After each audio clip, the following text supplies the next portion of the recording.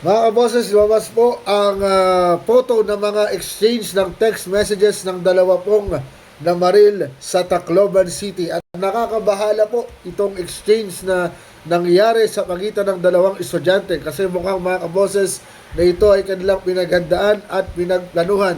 Tandaan niyo po na sa ilalim ng Juvenile Justice Welfare Act, ang sino man na 15 to 18, pag po merong knowledge at alam niya yung kanyang ginagawa at yung consequences, ay pwede po siyang ma-held criminally liable.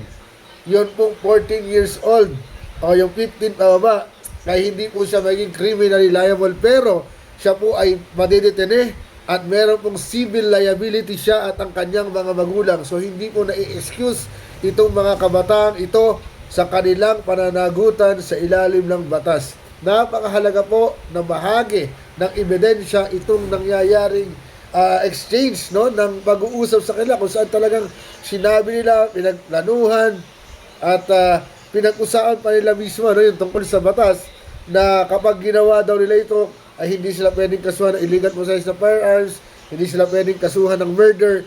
Kaya ang sabi nga nila, di ba? Parang laro-laro lang mga kaboses. At kung ito man ay dahil sa sila ay binubuli, ay hindi pa rin po rason ang pagpatay ng sino man para lang makapaghigante. Dapat din pong alamin, mga kaboses, kung saan nanggaling yung mga armas na yan o paano nakapasok sa school at managot ang dapat managot. Muli po, hindi po sagot sa anumang problema sa buhay ang mga ganitong pangyayari at pagkilos. Ano masasabi niyo mga kaboses? Kada yun.